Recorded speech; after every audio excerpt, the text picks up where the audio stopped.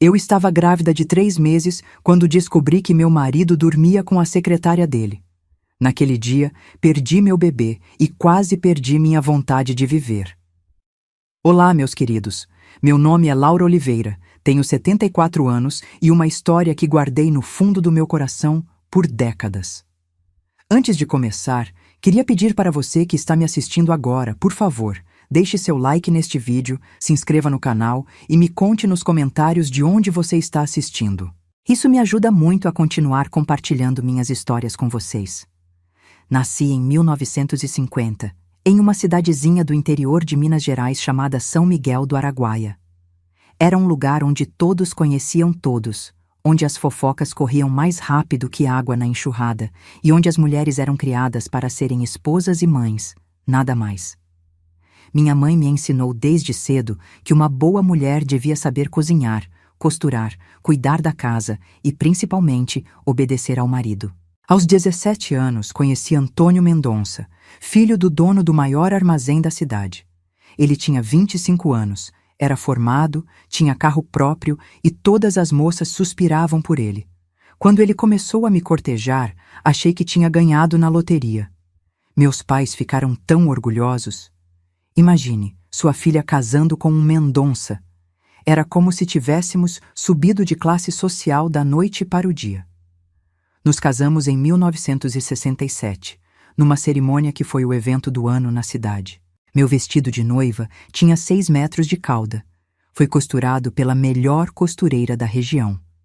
Tenho até hoje a foto emoldurada na minha sala. Os primeiros meses foram como um sonho. Antônio era carinhoso, me dava presentes, me apresentava orgulhoso como minha esposa para os amigos dele. Eu me sentia a mulher mais sortuda do mundo. Fomos morar numa casa bonita, de esquina, com um quintal grande onde eu plantei minhas primeiras roseiras. Lembro que sonhava em encher aquele quintal de crianças, queria pelo menos 4. Comecei a preparar um quartinho de bebê assim que completamos 1 ano de casados. Antônio ria do meu entusiasmo, dizia que tínhamos tempo, que queria me ter só para ele por mais um tempinho. Logo, Antônio assumiu a gerência do armazém do pai. O sogro já estava velho, queria se aposentar e confiou o negócio da família ao filho mais velho. Carlos, o filho mais novo, tinha acabado de voltar de São Paulo, onde tinha feito um curso técnico de mecânica. Mas o pai não confiava tanto nele, dizia que Carlos não tinha tino para os negócios como Antônio. Carlos era o oposto do irmão. Mais quieto, mais simples, sempre com as mãos sujas de graxa porque adorava mexer em motores. Nas reuniões de família, enquanto Antônio ficava na sala contando vantagem com os tios, Carlos estava lá fora, ajudando a consertar o carro de alguém ou brincando com as crianças. Ele me tratava com um respeito quase tímido, me chamava de cunhadinha e sempre trazia alguma plantinha para o meu jardim quando visitava. No nosso 3º ano de casamento, comecei a notar mudanças em Antônio. Chegava tarde em casa, dizia que era trabalho. Quando eu ligava para o armazém, às vezes me diziam que ele tinha saído. Começou a ser mais frio, mais distante. Quando finalmente engravidei, em vez de ficar feliz, ele pareceu preocupado. Disse que não era um bom momento, que os negócios não estavam tão bem. Mas eu estava radiante. Finalmente seria mãe. Fui escondendo os enjoos matinais, fazendo meu enxoval em segredo, esperando que com o tempo ele aceitasse melhor a ideia. Aos 3 meses, decidi fazer uma surpresa. Era nosso aniversário de casamento. Preparei uma marmita especial e fui levar no armazém, pensando em contar para ele que já tinha sentido o bebê mexer pela primeira vez. Era uma quarta-feira de calor intenso. Lembro que estava usando um vestido amarelo, o favorito dele. Entrei pelo fundo do armazém, como sempre fazia, para não atrapalhar o movimento da loja. O escritório ficava nos fundos e a porta estava entreaberta. Foi quando ouvi. Primeiro pensei que fosse alguém chorando. Depois entendi que eram outros sons. Sons que uma esposa reconhece. Empurrei a porta devagar, sem fazer barulho. E lá estava meu marido, com Rosana, a secretária que ele tinha contratado há 6 meses. Os dois sobre a mesa do escritório, tão entretidos que nem notaram minha presença. Deixei cair a marmita. O barulho fez os dois olharem assustados. Nunca vou esquecer a expressão no rosto dele. Não era culpa, era raiva. Raiva por ter sido pego. Rosana começou a se vestir apressada, sem me olhar nos olhos. Antônio veio na minha direção, tentando se explicar. Não é o que você está pensando, Laura. Foi só uma vez, ela me seduziu. Saí correndo. No caminho para casa, senti uma dor aguda, como uma facada no ventre. Comecei a sangrar ainda na rua. Uma vizinha me viu cambaleando e me socorreu. Quando cheguei ao hospital, já tinha perdido meu bebê. Passei 3 dias internada. Antônio apareceu no hospital, trouxe flores, pediu perdão. Disse que tinha sido uma fraqueza, que nunca mais aconteceria. Os médicos falaram que o estresse emocional intenso tinha contribuído para o aborto espontâneo. Meu mundo tinha acabado ali. Voltei para casa como um fantasma. Não conseguia comer, mal dormia. Antônio voltou à rotina normal, como se nada tivesse acontecido. Às vezes chegava em casa cheirando ao perfume dela. Eu fingia não notar. O que mais poderia fazer? Era 1970. Uma mulher separada era vista como fracassada. Meus próprios pais me disseram para superar e ser uma boa esposa. Como se a culpa fosse minha. Caí em depressão profunda. Perdi peso, perdi o interesse nas minhas plantas, perdi a vontade de viver. Ninguém parecia entender minha dor. Logo você engravida de novo, diziam, como se um filho substituísse outro. Mas como engravidar de um homem em quem eu não confiava mais? De um homem que agora mal me tocava? Foi quando Carlos começou a aparecer mais em casa. Ele tinha ouvido sobre o bebê. Veio me trazer um vaso de violetas. Essas são difíceis de morrer, disse ele. Teimosas como você deveria ser. Foi a primeira vez em semanas que senti vontade de sorrir. Carlos começou a visitar mais frequentemente. Trazia frutas da feira, sementes para meu jardim abandonado. Me convenceu a sair da cama, a cuidar das minhas plantas. Quando Antônio não estava, o que era cada vez mais comum, Carlos jantava comigo. Conversávamos sobre coisas simples, o novo cinema que tinha aberto na cidade, a reforma da praça, os livros que ele tinha lido. Ele me tratava como uma pessoa, não como uma propriedade danificada. Numa dessas noites, contei tudo a ele. Sobre o flagrante, sobre como Antônio continuava vendo a secretária, sobre como eu me sentia morta por dentro. Esperava julgamento, mas encontrei compreensão. Carlos me contou que suspeitava há tempos, que tinha visto o irmão com Rosana fora do horário de trabalho várias vezes, mas não tinha coragem de me contar. Você merece ser amada de verdade, Laura, ele me disse naquela noite. Merece alguém que veja o quanto você é especial. Não percebi na hora, mas aquela conversa foi o início da minha ressurreição. Foi quando entendi que eu não era o problema, que eu merecia mais do que migalhas de atenção, que eu tinha valor. Nas semanas seguintes, algo mudou entre Carlos e eu. Nossos olhares começaram a durar mais tempo. Nossas mãos se tocavam por acidente quando passávamos os pratos durante o jantar. Comecei a me arrumar quando sabia que ele viria. Voltei a usar perfume, a me importar com minha aparência. Eu lutei contra aquele sentimento com todas as minhas forças. Era errado, era pecado, era tudo que eu tinha sido ensinada a não fazer. Mas como algo que me fazia sentir viva novamente poderia ser errado? Como aquele calor no peito quando Carlos sorria para mim poderia ser pecado? A primeira vez que ele segurou minha mão de verdade, estávamos no Jardim dos Fundos. Ele tinha me ajudado a replantar as roseiras. Nossas mãos estavam sujas de terra. Ele segurou meus dedos e disse: Você está voltando a florescer, como suas rosas. Não nos beijamos naquele dia, mas algo mais profundo tinha acontecido. Tínhamos reconhecido o que sentíamos.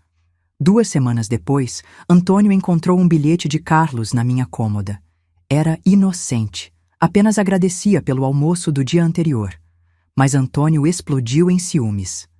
A ironia de um homem que me traía abertamente sentir ciúmes. Ele me acusou de ser igual a todas. Disse que eu estava desrespeitando sua casa.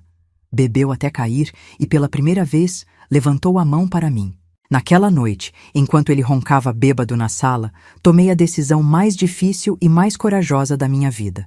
Arrumei uma pequena mala, peguei o pouco dinheiro que tinha economizado ao longo dos anos e saí de casa antes do amanhecer. Deixei uma carta dizendo apenas: "Você matou nosso amor muito antes de eu ir embora." Carlos me esperava na estação rodoviária. Não tínhamos combinado nada, mas de alguma forma ele sabia que eu iria. Talvez tenha visto nos meus olhos no dia anterior. Ele tinha 2 passagens para São Paulo e um plano simples. Começaríamos uma nova vida, longe dos julgamentos, longe das mentiras.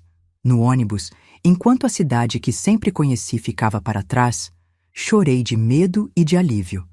Carlos segurou minha mão o tempo todo, sem dizer nada, apenas sendo meu porto seguro.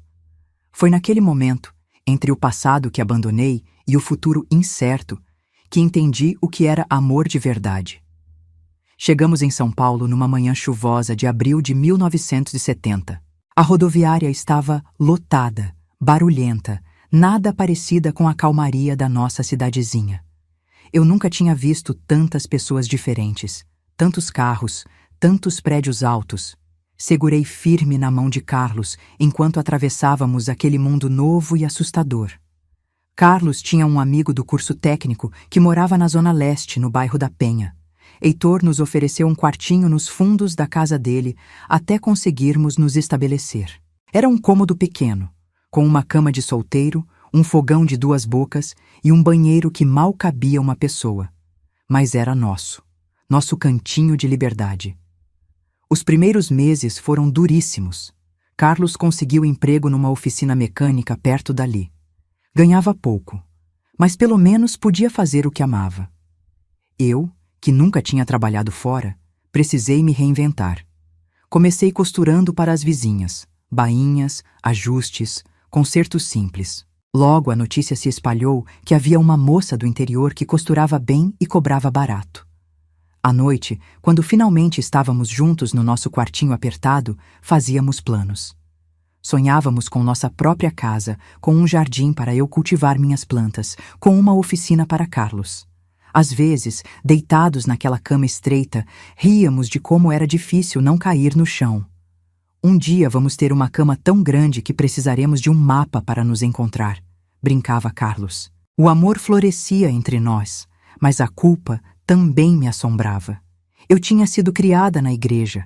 Acreditava em casamento eterno, em fidelidade.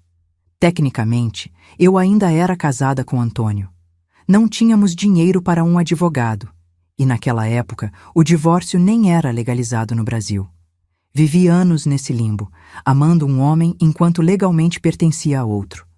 3 meses depois da nossa fuga, recebemos a primeira carta da família. Era da mãe de Carlos, Dona Cecília. As palavras ainda estão gravadas na minha memória. Vocês envergonharam nossa família. Destruíram o casamento de Laura e Antônio. Carlos, você traiu seu próprio sangue. Não são mais bem-vindos nesta casa até que se arrependam desse pecado. Carlos chorou como criança ao ler aquela carta. Ele adorava a mãe. Sempre falava dela com tanto carinho. Vê-lo sofrer assim partia meu coração. Será que tínhamos cometido um erro? Será que nosso amor valia toda essa dor? Naquela noite, deitados no escuro, prometi a ele: um dia eles vão entender. Um dia vamos provar que fizemos a escolha certa. Uma semana depois, chegou uma carta dos meus pais, mais curta, mais fria. Laura, você não é mais nossa filha. Uma mulher que abandona o marido e foge com o cunhado não merece nosso nome. Não tente nos contatar. Estava assinado pelo meu pai, mas reconheci a letra da minha mãe. Foi como receber um tiro no peito. Chorei por dias. Logo soubemos, através de conhecidos, que Antônio estava espalhando mentiras na cidade.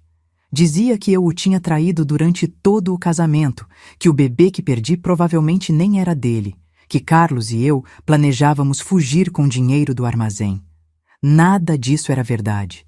Mas quem acreditaria em nós, os fugitivos, contra a palavra do respeitado Antônio Mendonça? O Natal de 1970 foi o mais triste e o mais bonito da minha vida. Triste porque era a primeira vez que passava longe da família. Bonito porque, mesmo sem dinheiro, fizemos nossa pequena celebração. Carlos conseguiu um pinheirinho de plástico bem pequeno. Decoramos com bolinhas que eu mesma fiz de retalhos coloridos. Nossa ceia foi simples: um frango assado, arroz e uma rabanada que fiz com a receita da minha avó. À meia-noite, brindamos com refrigerante em copos de plástico. Ao nosso primeiro Natal juntos, disse Carlos, e a todos os outros que virão. Em fevereiro de 1971, finalmente juntamos dinheiro suficiente para alugar nosso próprio lugar. Era uma casa simples na periferia, mas tinha um quintalzinho onde logo plantei minhas primeiras mudas. Carlos pendurou uma rede na varanda. Aos domingos, tomávamos café ali, ouvindo rádio, lendo o jornal que comprávamos para dividir. Éramos felizes na nossa simplicidade. Naquele mesmo ano, recebi uma encomenda grande de vestidos para uma loja do centro. A dona tinha visto uma roupa que fiz para a esposa de Heitor e gostou do meu trabalho. Foi minha grande chance. Passei noites em claro costurando, mas entreguei tudo no prazo. A loja gostou tanto que me ofereceu trabalho fixo. Eu não podia acreditar. De repente, eu tinha minha própria renda, minha independência. Carlos também progredia. O dono da oficina, seu Joaquim, era um português linha dura, mas reconhecia talento. Começou a deixar Carlos atender os clientes mais exigentes. O rapaz tem mão boa, dizia ele. Em 6 meses, Carlos recebeu um aumento e o cargo de chefe de mecânicos. Começamos a juntar dinheiro, centavo por centavo. Sonhávamos em ter nosso próprio negócio algum dia. Carlos queria abrir sua oficina. Eu pensava em ter um pequeno ateliê. Ainda éramos jovens, tínhamos tempo e disposição para trabalhar duro. A saudade da família doía constantemente. Em dias especiais, como aniversários e feriados, a dor era mais aguda. Mandávamos cartões de Natal todo ano, mesmo sabendo que provavelmente eram jogados fora sem serem lidos. Eu guardava fotos nossas, esperando o dia em que poderia mostrá-las para meus pais, para que vissem como estávamos bem. Em 1973, recebi uma carta que mudou tudo. Era de Rosana, a ex-secretária de Antônio, aquela mesma com quem o flagrei. Fiquei em choque ao ver o envelope e quase não abri. Por que ela estaria me escrevendo? A carta dizia que ela e Antônio tinham se casado no ano anterior, que ela descobriu que ele continuava traindo, agora com outras mulheres, que ele bebia cada vez mais, tinha se tornado violento. Ela pedia perdão pelo que me fez e dizia que agora entendia minha dor. Mostrei a carta para Carlos. Não senti alegria com o sofrimento deles, apenas uma estranha sensação de justiça. O que se planta, se colhe. Mas também senti pena de Rosana. Ela era jovem, tinha sido seduzida por Antônio, assim como eu fui um dia. Respondi sua carta, brevemente, dizendo que a perdoava e desejando que encontrasse paz. Em setembro daquele ano, tivemos nossa primeira grande conquista. Conseguimos comprar um terreno pequeno num bairro em desenvolvimento. Não era nada luxuoso, mas era nosso. Construiríamos nossa casa aos poucos, do nosso jeito. No dia em que assinamos os papéis, Carlos me pegou no colo e girou na frente do terreno vazio. Rimos como crianças, sonhando com cada detalhe da casa que ergueria. A construção levou quase 2 anos. Íamos lá todo fim de semana acompanhar o progresso, levar café para os pedreiros, imaginar como seria nossa vida ali. Economizávamos cada centavo. Abríamos mão de cinema, de restaurantes, de roupas novas, tudo para realizar nosso sonho. Em 1975, finalmente nos mudamos para nossa casa. Era simples, com 2 quartos, sala, cozinha e um quintal generoso. Carlos plantou uma mangueira no centro do jardim. Quando ela estiver dando frutos, vamos estar velhinhos sentados debaixo dela, disse ele. Já planejávamos passar a vida toda juntos. Naquele mesmo ano, ocorreu algo que há muito eu desejava. Engravidei. Depois da perda do meu primeiro bebê, tinha dúvidas se conseguiria ser mãe. Os médicos disseram que não havia impedimento físico, mas o trauma emocional talvez explicasse a demora. Quando vi o teste positivo, chorei de felicidade. Carlos também. Ele beijava minha barriga ainda lisa, conversava com o bebê, que era apenas um pontinho. Mas a alegria durou pouco. No terceiro mês, comecei a sentir as mesmas dores agudas. O mesmo sangramento, o mesmo hospital, o mesmo diagnóstico devastador: perda gestacional. O médico falou sobre incompetência istmo-cervical, termos técnicos que não diminuíam a dor de perder outro filho. Caí em depressão novamente. Questionei se era um castigo divino pelo que tínhamos feito. Carlos sofria em silêncio, tentando ser forte por nós dois. Ele me convenceu a procurar um especialista que confirmou que eu teria dificuldades para manter uma gravidez. A notícia foi dura, mas pelo menos tínhamos uma explicação. Foi Carlos quem primeiro mencionou a adoção. Há tantas crianças precisando de amor, Laura, e temos tanto amor para dar. No início relutei. Tinha o sonho de gerar um filho, de sentir a vida crescendo dentro de mim. Mas aos poucos, a ideia foi ganhando forma no meu coração. Começamos o processo de cadastro para a adoção em 1976. Era burocrático, demorado. Os assistentes sociais nos visitaram várias vezes, fazendo perguntas sobre nossa situação financeira, nossa estabilidade emocional, até nosso passado. Tivemos que explicar nossa história, porque não éramos oficialmente casados, porque tínhamos fugido. Foi humilhante expor nossa vida assim, mas estávamos dispostos a tudo para termos nosso filho. Enquanto aguardávamos na fila de adoção, focamos em melhorar de vida. Carlos tinha um sonho: abrir sua própria oficina. Juntamos cada centavo que podíamos. Eu aumentei minha produção de costura, aceitando encomendas maiores, dormindo menos. Carlos fazia bicos nos fins de semana, consertando carros de vizinhos e amigos. Em 1977, uma notícia mudou o rumo de tudo. A lei do divórcio foi aprovada no Brasil. De repente, havia uma possibilidade real de me separar legalmente de Antônio, de oficializar minha união com Carlos. Contratamos um advogado, juntando nossas economias. Foi um processo desgastante. Antônio contestou, tentou me acusar de abandono de lar, quis exigir a casa que deixei para trás. Mas no fim, conseguimos.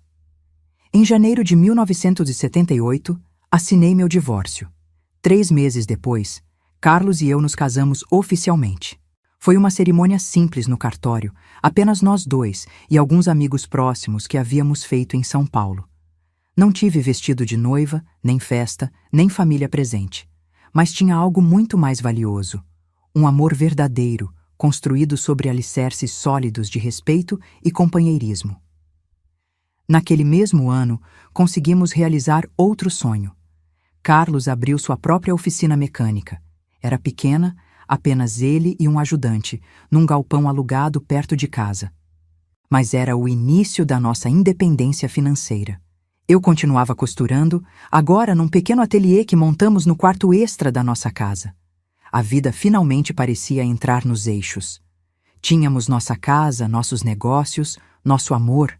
Só faltava um filho para completar nossa felicidade. A fila de adoção andava lentamente. Já tínhamos passado por 2 entrevistas, mas nada de sermos chamados. Foi em agosto de 1979 que recebemos a notícia que mudaria tudo. O pai de Carlos, seu Josias, estava gravemente doente. Um infarte fulminante o deixou entre a vida e a morte. A notícia chegou através de um primo que mantinha contato ocasional. Era a primeira vez em quase uma década que tínhamos notícias diretas da família. Carlos ficou arrasado. Apesar do afastamento forçado, ele amava o pai. Chorou como criança ao saber da notícia. Sem hesitar, decidiu que precisávamos voltar, mesmo que brevemente, mesmo correndo o risco de sermos rejeitados novamente. Se for a última chance de me despedir do meu pai, preciso tentar, disse ele. E assim, 9 anos após nossa fuga, voltamos à cidade que nos viu nascer e que nos expulsou. Voltamos para enfrentar o passado, sem imaginar que o destino reservava para nós uma reviravolta que ninguém poderia prever. Agosto de 1979 foi um mês que ficou marcado na minha alma como fogo. Partimos para nossa cidade natal com o coração apertado, sem saber o que nos esperava. Vendemos algumas coisas para pagar a viagem e deixamos a oficina de Carlos aos cuidados do jovem aprendiz dele, Marcelo. Durante toda a viagem de ônibus, segurei firme na mão de Carlos. 9 anos haviam se passado desde que fugimos como criminosos. 9 anos construindo uma nova vida, longe dos olhares acusadores, dos cochichos maldosos. E agora, voltávamos para o olho do furacão. A cidade estava diferente, mas ainda assim, familiar. Tinham asfaltado mais ruas, construído um novo mercado municipal, a praça central ganhara um coreto novo. Mas o peso das memórias estava em cada esquina. Ali na sorveteria, onde Antônio me pediu em namoro. Acolá, a igreja onde nos casamos. Mais adiante, a casa onde vivi os piores anos da minha vida. Ficamos hospedados num pequeno hotel na entrada da cidade. Não tínhamos coragem de aparecer de surpresa na casa da família. Carlos telefonou do hotel mesmo para a casa dos pais. Foi Dona Cecília quem atendeu. Quando ela ouviu a voz do filho depois de tantos anos, houve um silêncio longo. Então, para nossa surpresa, ela começou a chorar. Venha! Foi tudo o que ela disse. Seu pai está esperando por você. Descobrimos que seu Josias estava em casa, não no hospital como imaginávamos. Tinha recusado internação, preferindo passar seus últimos dias no conforto do lar. Os médicos tinham dado a ele poucos meses de vida, um câncer de pulmão em estágio avançado, resultado de décadas fumando cachimbo. Hesitei em acompanhar Carlos. Talvez seja melhor você ir sozinho, sugeri. Não quero causar mais sofrimento. Mas ele foi firme. Somos uma família agora. Onde eu vou, você vai. Se não aceitarem você, não me aceitam também. Chegamos à casa dos Mendonça no final da tarde. Era uma construção grande, a mais imponente da rua, com um jardim bem cuidado na frente. Meu coração batia tão forte que eu podia ouvi-lo. Quando Dona Cecília abriu a porta, seu olhar primeiro se encheu de alegria ao ver o filho. Depois, endureceu ao me ver. Mas não disse nada. Apenas abriu a porta mais largamente para que entrássemos. Seu Josias estava na sala, numa poltrona grande, coberto por uma manta mesmo no calor. Estava tão magro, tão abatido. Quase não reconhecia aquele homem que um dia foi tão imponente. Quando viu Carlos, seus olhos se iluminaram. Estendeu os braços trêmulos e Carlos correu para abraçá-lo. Foi uma cena que partiu meu coração. Pai e filho reunidos depois de tanto tempo, com a morte espreitando ao redor. Você veio, sussurrou seu Josias. Eu sabia que viria. Fiquei parada na porta, sem saber o que fazer. Então, para minha surpresa, seu Josias olhou para mim e disse: Venha cá, menina, quero ver você também. Aproximei-me tremendo. Ele pegou minha mão entre as suas, tão frias, tão frágeis. Você cuidou bem do meu filho, disse ele. Não era uma pergunta. Obrigado. Naquela noite fiquei sabendo que seu Josias tinha tentado nos encontrar há alguns anos. Tinha contratado até um detetive, mas como usávamos apenas o nome de Carlos, eu tinha deixado de usar o sobrenome Mendonça, foi difícil nos localizar em São Paulo. Ele queria fazer as pazes, principalmente depois que começou a desconfiar de certas irregularidades nos negócios que Antônio administrava. Ficamos hospedados na casa dos Mendonça, para surpresa de todos. Dona Cecília preparou o antigo quarto de Carlos para nós. Ela ainda era reservada comigo, mas educada. Senti que, por amor ao marido doente e ao filho recém-retornado, ela estava fazendo um esforço. Na manhã seguinte, descobrimos que Antônio e Rosana também moravam na cidade. Eles tinham se mudado para a capital por um tempo, mas voltaram quando seu Josias ficou doente. Antônio administrava o armazém da família, que agora tinha crescido e virado uma pequena rede de mercados. Eles tinham uma filha de 5 anos, Mariana. A notícia do nosso retorno se espalhou rapidamente. Logo, as mesmas pessoas que nos condenaram anos atrás agora passavam em frente à casa dos Mendonça para tentar nos ver. A curiosidade humana é algo incrível. Éramos como animais exóticos no zoológico. Antônio apareceu na casa 2 dias depois. Estava mais gordo, com entradas pronunciadas no cabelo, mas ainda mantinha aquele ar arrogante que eu conhecia tão bem. Quando me viu, seus olhos se estreitaram de ódio. Ele cumprimentou o pai e a mãe, ignorou Carlos completamente e se dirigiu a mim. O que você está fazendo aqui? Veio se exibir? Mostrar como destruiu minha família? Antes que eu pudesse responder, para minha surpresa, foi seu Josias quem falou. Respeite esta casa, Antônio. Laura e Carlos são meus convidados. Se não pode ser civilizado, é melhor se retirar. A expressão de choque no rosto de Antônio valeu por 1000 vinganças. Ele não esperava que o pai o confrontasse, muito menos em defesa nossa. Saiu batendo a porta, prometendo voltar quando esses dois não estivessem aqui. Nas semanas seguintes, passei muito tempo com seu Josias. Ele gostava de ouvir histórias sobre nossa vida em São Paulo, sobre a oficina de Carlos, sobre meu trabalho de costura. Um dia, quando estávamos sozinhos, ele segurou minha mão e disse: "Eu sei o que Antônio fez com você. Sei por que você fugiu. Demorei para enxergar o homem que meu filho realmente é, e me arrependo disso todos os dias." A saúde de seu Josias piorava a cada dia. Os médicos aumentaram a dose de morfina para controlar a dor. Mesmo assim, ele fazia questão de passar um tempo na varanda todas as tardes, olhando o jardim, conversando conosco. Foi numa dessas tardes que ele mencionou o testamento. "Chamei o advogado semana passada", disse ele. "Fiz algumas mudanças, há coisas que precisam ser acertadas." Não demos muita importância naquele momento. Nossa preocupação era seu conforto, não seus bens. Carlos e eu tínhamos nossa vida em São Paulo. Não pretendíamos reivindicar nada da herança. Seu Josias faleceu numa madrugada de setembro, serenamente, durante o sono. Estávamos lá, ao lado dele. Suas últimas palavras para Carlos foram: "Você escolheu bem, filho. Cuide dela." Para mim, ele apenas sorriu e apertou minha mão. O funeral foi um evento na cidade.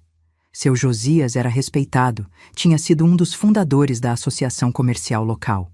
Vi muitos rostos conhecidos, incluindo antigos amigos que agora desviavam o olhar ao me ver. Meus pais não apareceram, embora morassem a poucas quadras dali. Essa ausência doeu mais do que qualquer outra coisa.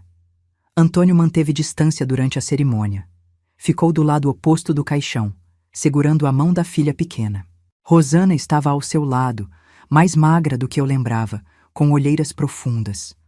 Nossos olhares se cruzaram uma vez e notei algo estranho nela, uma mistura de raiva e inveja. 2 dias após o funeral, o Dr. Mendes, advogado da família há décadas, convocou todos para a leitura do testamento. A reunião seria em seu escritório, um sobrado antigo na Praça Central.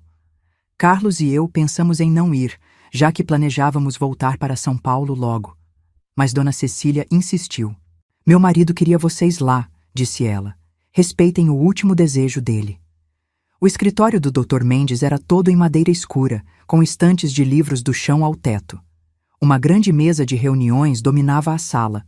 Quando chegamos, já estavam lá Dona Cecília, Antônio, Rosana e alguns primos e tios da família. Também estava presente o Sr. Oliveira, contador da empresa dos Mendonça há mais de 30 anos, um senhor franzino de óculos grossos. Sentamos nos únicos lugares disponíveis, bem no fundo da sala. Antônio fez questão de comentar alto: "Não sei o que estão fazendo aqui. Traidores não merecem nem as migalhas." Dr. Mendes pigarreou, colocou os óculos e começou a ler o documento. As primeiras disposições eram esperadas. A casa ficaria para Dona Cecília, alguns bens pessoais para os sobrinhos, uma doação para a igreja local. Então, chegou a parte que tratava da empresa familiar. Antes de prosseguir com a divisão dos bens empresariais, leu o advogado: "Devo ler uma carta que Josias Mendonça deixou para ser aberta nesta ocasião." O silêncio tomou conta da sala. Dr. Mendes abriu um envelope lacrado e começou: "Se esta carta está sendo lida, é porque já parti deste mundo. Deixo-a com a consciência pesada por ter demorado tanto a enxergar a verdade sobre minha própria família. Nos últimos meses de minha vida, graças à coragem do Sr. Oliveira, nosso fiel contador, descobri algo que mudou tudo que eu acreditava sobre meu filho mais velho."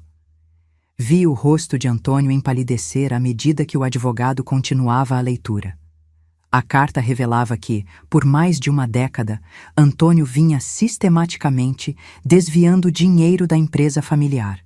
Falsificação de contratos, vendas não registradas, clientes fantasmas. A lista era extensa e detalhada. O Sr. Oliveira se levantou então, tremendo ligeiramente, mas com determinação no olhar. Abriu uma pasta grossa e começou a mostrar as provas. Cópias de documentos adulterados, registros paralelos que mantinha secretamente, comprovantes bancários de depósitos suspeitos em contas pessoais de Antônio. "Por que só falou agora?" perguntou um dos tios, visivelmente chocado. "Tive medo", respondeu o contador, olhando para baixo. "Antônio me ameaçou quando percebeu que eu sabia. Disse que ninguém acreditaria em mim contra ele, que eu perderia meu emprego, minha aposentadoria. Só criei coragem quando vi seu Josias adoecendo, sabendo que ele merecia conhecer a verdade antes de partir." A sala explodiu em vozes alteradas. Antônio se levantou, vermelho de raiva. "Isso é uma farsa, uma conspiração. Aposto que foram eles", apontou para nós, "que plantaram isso tudo. Carlos sempre teve inveja de mim, sempre quis me derrubar." O contador estendeu mais um documento. "Este é um cheque depositado na sua conta pessoal, com sua assinatura, referente a uma venda que nunca apareceu nos registros oficiais. O banco forneceu isso depois que seu Josias solicitou uma investigação." Antônio tentou agarrar o papel, mas o advogado foi mais rápido. "Há mais", continuou o Sr. Oliveira.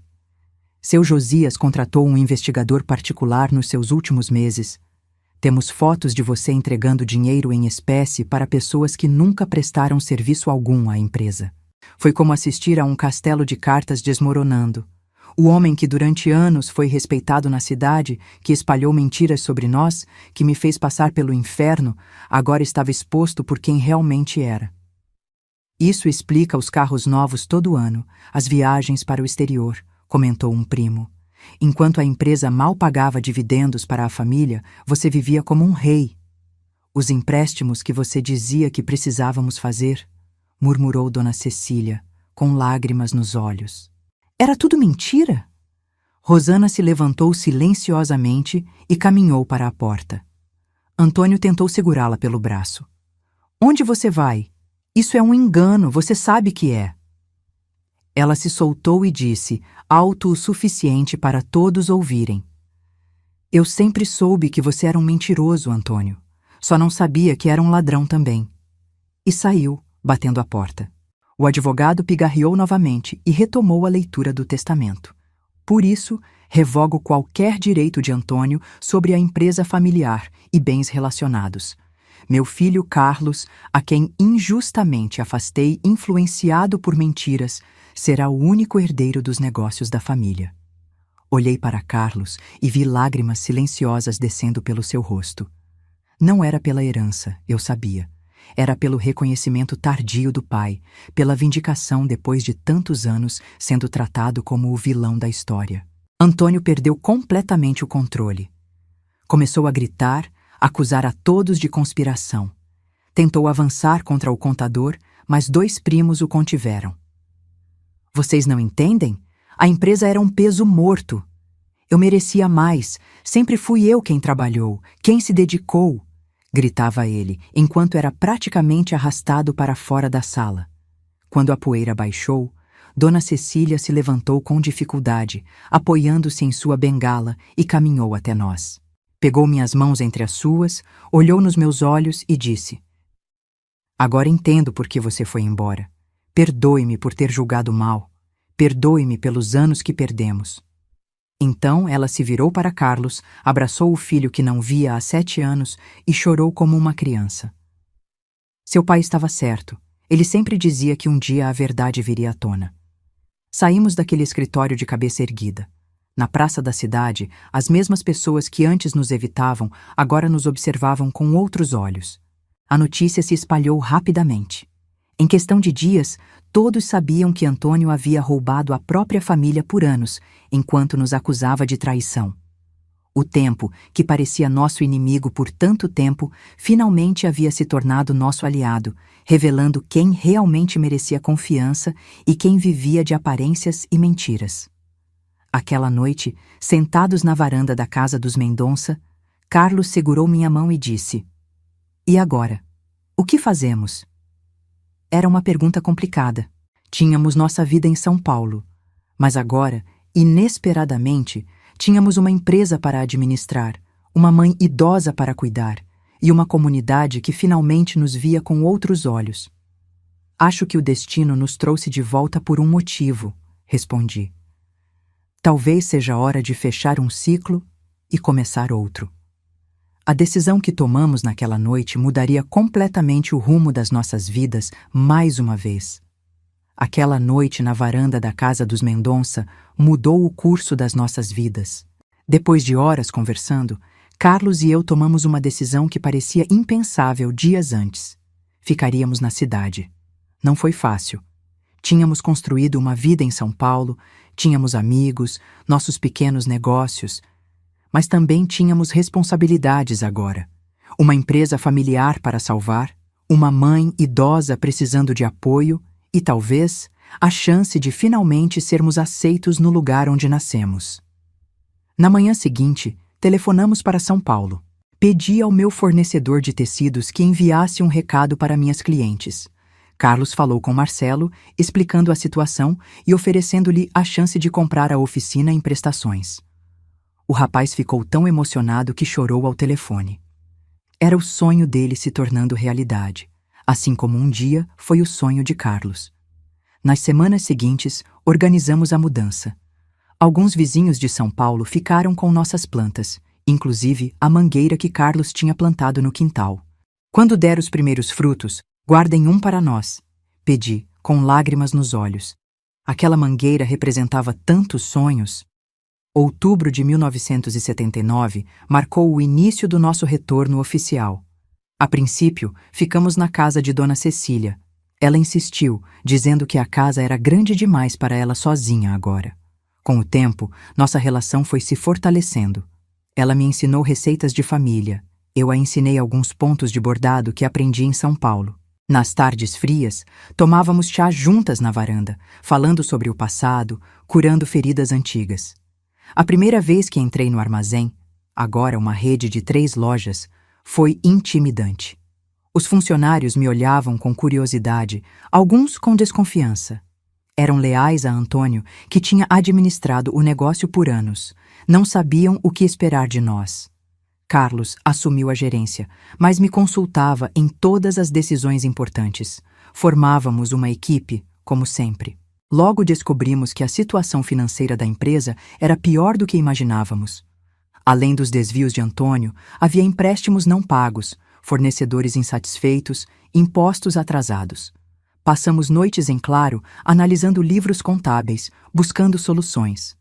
Vendemos um dos imóveis para estabilizar as contas. Foi doloroso, mas necessário. Enquanto isso, a vida de Antônio desmoronava. Sem acesso aos recursos da empresa, sem o respeito da comunidade, ele começou a beber mais. As pessoas que antes o adulavam agora cruzavam a rua para não encontrá-lo. Rosana pediu o divórcio 1 mês depois da leitura do testamento, levando a filha pequena para morar com os pais em outra cidade. Não senti alegria com o sofrimento dele. Estranhamente, senti pena. Vi como uma vida construída sobre mentiras é frágil como um castelo de areia. A maré sobe e tudo desaparece. Em janeiro de 1980, recebi uma visita inesperada no escritório do armazém. Minha mãe. Ela entrou timidamente, parecendo mais velha e menor do que eu lembrava. Ficamos nos olhando em silêncio por um longo momento. Então, sem dizer nada, ela abriu a bolsa e tirou um pequeno embrulho. "Guardei para você", disse, estendendo-me um pacotinho. Dentro havia a aliança da minha avó, que deveria ter sido minha no dia do meu casamento. Ela sempre foi sua por direito. Abracei minha mãe pela primeira vez em quase 10 anos. Choramos juntas, sem palavras, apenas sentindo o tempo perdido e a esperança de um recomeço. Meu pai demorou mais para ceder. O orgulho masculino é uma fortaleza difícil de romper. Mas no Natal daquele ano, ele apareceu na ceia na casa dos Mendonça. Não disse muito, mas sua presença era um primeiro passo. 1981 foi o ano da virada nos negócios. Carlos teve a ideia de modernizar as lojas, trazendo o conceito de supermercado que estava crescendo nas capitais. Ampliamos o espaço da loja principal, instalamos gôndolas, contratamos mais funcionários. Foi um investimento arriscado, mas deu certo. Em 6 meses, o faturamento dobrou. Paralelamente, reabri meu ateliê de costura. Comecei pequeno, numa sala anexa à casa de Dona Cecília. No início, quase não tinha clientes, o estigma ainda pesava sobre mim.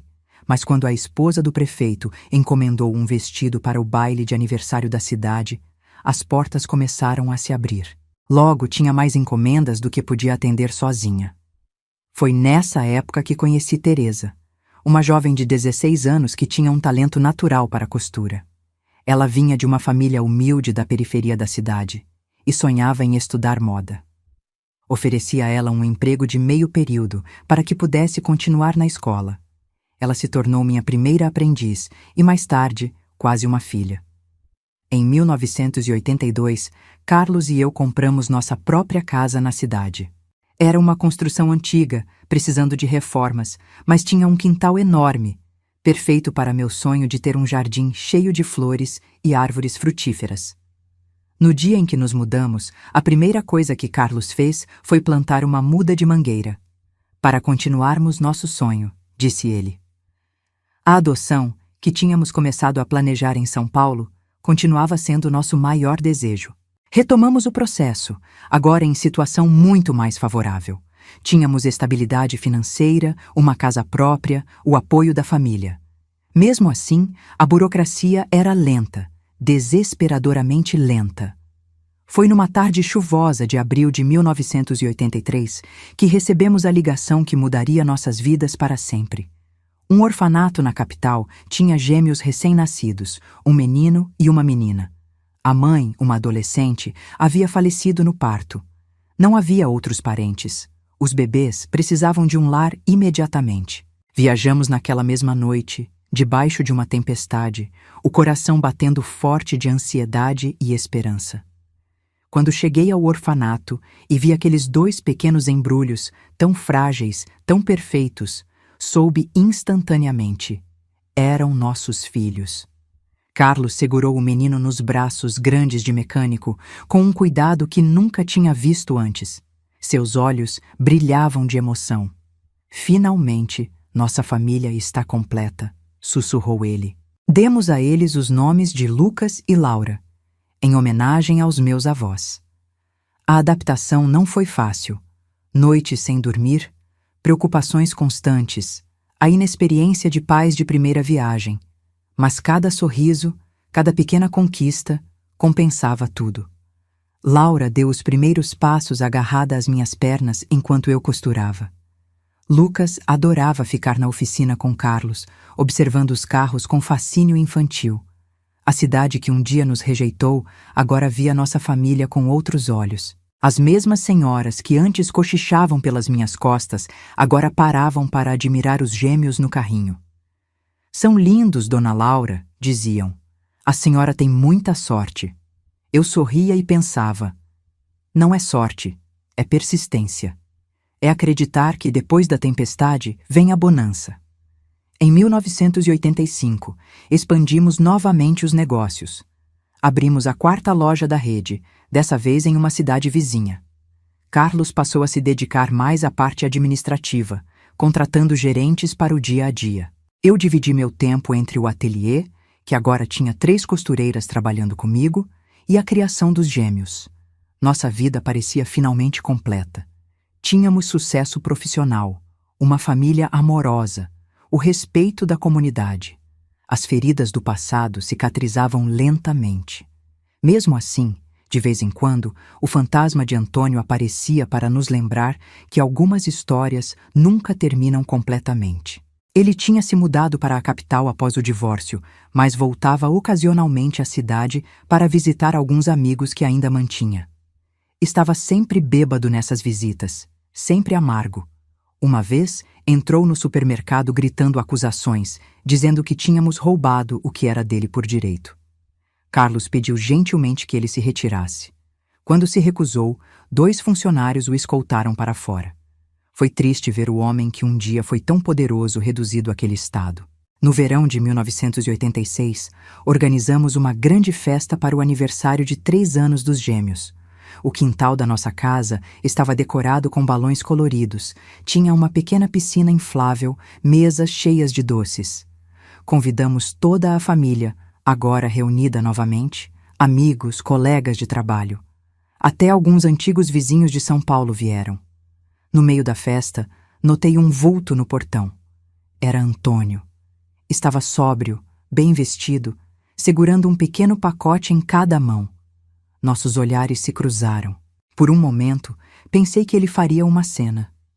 Em vez disso, ele apenas deixou os pacotes no chão e se afastou lentamente. Carlos recolheu os pacotes. Eram 2 ursinhos de pelúcia. Um azul, um rosa.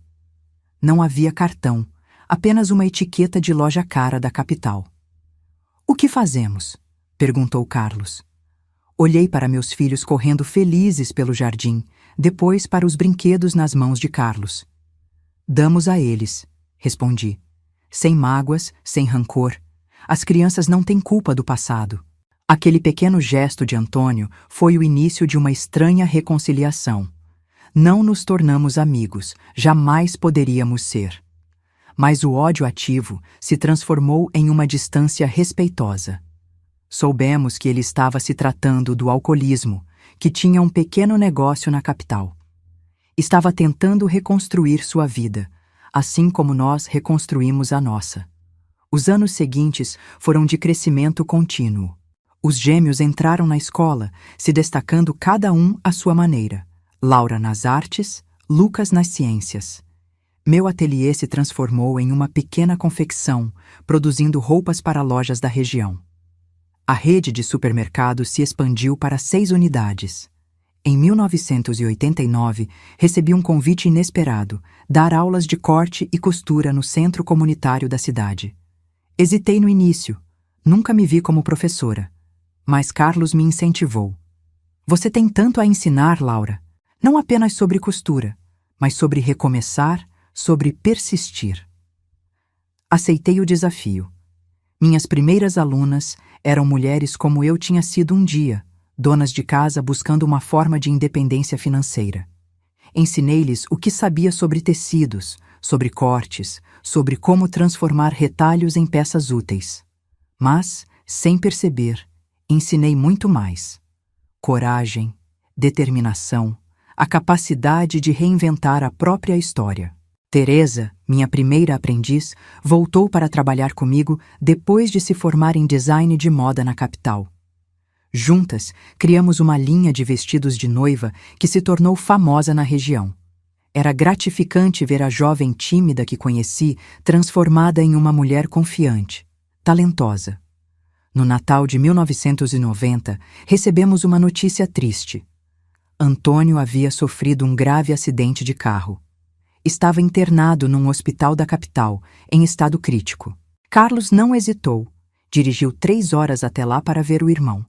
Voltou abatido. "Ele está muito mal, Laura. Os médicos não dão muita esperança. Durante semanas, nos revezamos em visitas ao hospital. Dona Cecília, já idosa, ficou hospedada conosco para estar mais perto do filho. Foi um período de reflexão profunda para mim. Ali, vendo aquele homem que tanto me feriu lutando pela vida, entendi completamente o significado de perdão. Não era esquecer o passado, mas sim não permitir que ele continuasse envenenando o presente. Antônio sobreviveu, mas ficou com sequelas permanentes. Precisava de uma bengala para andar, tinha dificuldades de fala.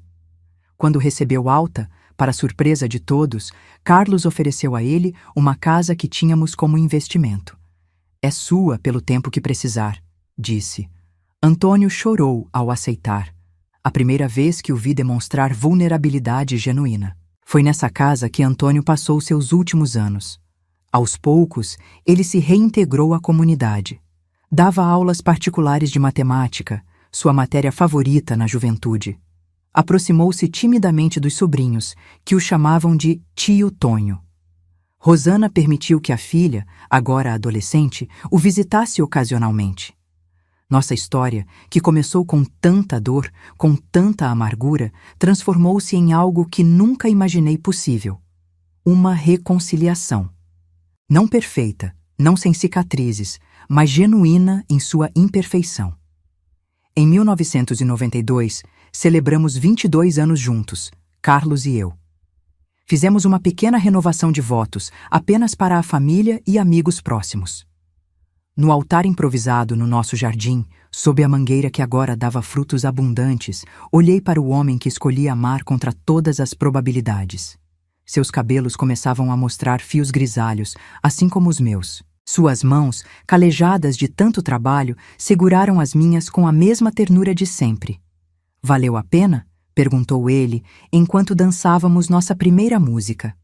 Olhei ao redor, para nossos filhos já crescidos, para Dona Cecília sorrindo orgulhosa, para Teresa ajeitando meu vestido que ela mesma desenhou, para os amigos que nos apoiaram, e sim, até para Antônio, sentado quieto num canto, observando com um sorriso melancólico.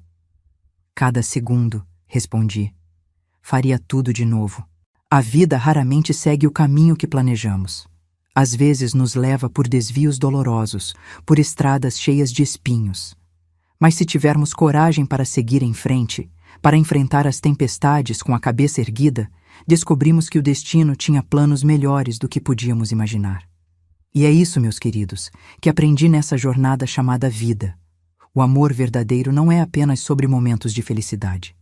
É sobre escolher alguém para caminhar ao seu lado nos momentos difíceis. É sobre construir e reconstruir, quantas vezes for necessário. É sobre perdoar os outros e a si mesmo. É sobre acreditar que, depois da noite mais escura, o sol sempre volta a brilhar. Os anos 90 trouxeram muitas transformações em nossas vidas. Os gêmeos, Lucas e Laura, cresciam rápido demais para meu coração de mãe. Em 1993, quando completaram 10 anos, organizamos uma grande festa no clube da cidade.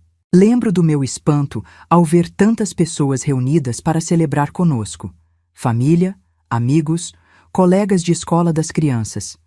O salão estava cheio de gente que, anos antes, atravessava a rua para não me cumprimentar. O tempo realmente é o melhor remédio para feridas antigas. Nesse mesmo ano, minha pequena confecção deu um salto importante.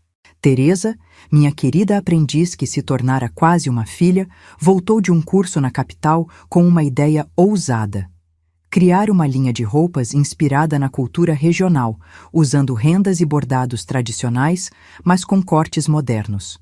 Confesso que hesitei no início. Sempre fui mais tradicional em meu trabalho. Mas decidi confiar no talento daquela jovem que vi crescer. Foi a decisão mais acertada. Nossa coleção Raízes e Asas chamou a atenção de uma revista de moda da capital. Uma jornalista veio fazer uma reportagem sobre a confecção do interior que revolucionava a moda regional. De repente, tínhamos encomendas de boutiques de várias cidades. Precisei contratar mais costureiras, comprar máquinas novas, ampliar o espaço.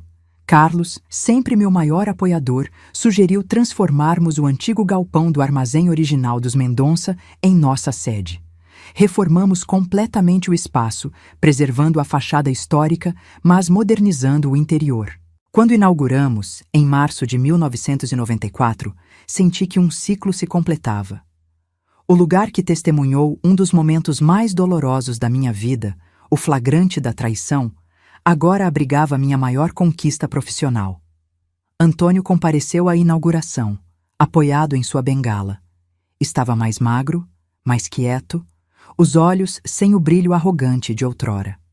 Aproximou-se timidamente de mim durante a festa. "Você conseguiu, Laura", disse ele. "Transformou dor em beleza. Sempre admirei isso em você, mesmo quando fingia o contrário." Foi a conversa mais honesta que tivemos em décadas. Não éramos amigos, nunca seríamos, mas havia agora uma espécie de respeito mútuo. Ele estava envelhecendo sozinho, lidando com as consequências de suas escolhas passadas. Eu não sentia mais raiva, apenas uma leve melancolia pelo que poderia ter sido e não foi. Em 1995, nossa rede de supermercados completou 6 unidades em 3 cidades diferentes. Carlos estava cada vez mais envolvido com a Associação Comercial Regional, frequentemente convidado para dar palestras sobre empreendedorismo. Quem diria que aquele jovem mecânico tímido, que todos julgavam ser sem tino para negócios, se tornaria uma referência empresarial na região? Nesse mesmo ano, Lucas e Laura, aos 12 anos, me deram um dos maiores sustos da minha vida. Numa tarde de domingo, desapareceram por horas. Procuramos por toda parte, acionamos vizinhos, estávamos prestes a chamar a polícia quando eles finalmente apareceram, acompanhados de Antônio. Tinham ido visitá-lo sem nos avisar, curiosos para conhecer melhor aquele tio distante que só viam em ocasiões familiares. Em vez de ficar brava, senti uma estranha paz. Meus filhos, em sua inocência, estavam fechando feridas que os adultos não conseguiam fechar completamente. A partir daquele dia, Antônio passou a frequentar mais nossa casa. Aos domingos, jogava xadrez com Lucas. Às vezes, ajudava Laura com lições de matemática. Carlos observava à distância, cauteloso no início, depois mais relaxado. Os laços de sangue, por mais esgarçados que estivessem, ainda existiam. 1996 trouxe uma perda dolorosa. Dona Cecília faleceu em seu sono, tranquilamente, aos 85 anos. Até o fim, manteve a mente lúcida e o espírito forte. Nos últimos anos, se tornara minha confidente, minha amiga. Ela me ensinou tanto sobre perdão, sobre recomeçar, sobre a capacidade humana de evoluir e mudar de perspectiva. No funeral, fiquei ao lado de Carlos e Antônio, os 3 unidos pelo luto. Foi a primeira vez que vi os irmãos se abraçarem de verdade em décadas. Não eram palavras falsas de reconciliação, eram lágrimas sinceras compartilhadas pela perda da mãe amada. Alguns fardos são mais leves quando carregados juntos. Após o luto, mergulhei no trabalho. Expandimos a confecção, criando uma linha de roupas para adolescentes desenhada com a ajuda de Laura, que mostrava talento para design como Teresa. Lucas, por outro lado, se interessava mais pelos supermercados. Aos 13 anos, já acompanhava o pai nas visitas às lojas, aprendendo sobre gestão, sobre liderança. Em 1997, fui surpreendida por um convite da Secretaria Municipal de Cultura. Queriam que eu organizasse a primeira feira de artesanato e moda da cidade. Hesitei. Nunca me vi como uma pessoa pública, sempre preferi trabalhar nos bastidores. Mas Carlos me incentivou. É hora de mostrar a todos o valor do seu trabalho, Laura, de inspirar outras mulheres a seguirem seus sonhos. A feira foi um sucesso além das expectativas. Artesãs de toda a região expuseram seus trabalhos. Organizamos desfiles com nossas peças, workshops de técnicas tradicionais, palestras sobre empreendedorismo feminino. O evento se tornou anual, crescendo a cada edição. Para muitas mulheres da comunidade, era a primeira oportunidade de mostrar seu talento, de ter independência financeira. Em 1998, uma tragédia abalou nossa família. Antônio sofreu um derrame severo. Foi encontrado em casa por sua filha, Mariana, que tinha vindo visitá-lo. Passou semanas no hospital, entre a vida e a morte. Quando finalmente recebeu alta, estava parcialmente paralisado, dependente de cuidados constantes. Sem pensar 2 vezes, oferecemos ajuda. Contratamos uma enfermeira, adaptamos o banheiro da casa dele para acomodar a cadeira de rodas, nos revezamos em visitas diárias. Alguns conhecidos não entendiam. Depois de tudo que ele fez, vocês ainda ajudam? Simplesmente respondia: não fazemos isso por ele, fazemos por nós, pela paz da nossa consciência. Antônio viveu mais 3 anos nessas condições. Foram anos difíceis, de deterioração lenta, de despedida prolongada. Mas também foram anos de conversas importantes, de perdões mútuos, de compreensão tardia. Numa tarde, enquanto eu ajustava os travesseiros da sua cama, ele segurou minha mão com a sua, ainda funcional. Obrigado, sussurrou com dificuldade, por não me deixar sozinho no fim. Quando faleceu, em setembro de 2001, o funeral reuniu muito menos pessoas que o de seu pai, décadas antes. A vida dele tinha sido marcada por relacionamentos rompidos, por pontes queimadas, mas estávamos lá. Carlos, eu, os gêmeos, agora com 18 anos, e Mariana. Uma família improvisada, remendada, mas unida pelo respeito à memória de alguém que, apesar de seus muitos erros, era parte da nossa história. A virada do milênio trouxe mudanças significativas para nossa família.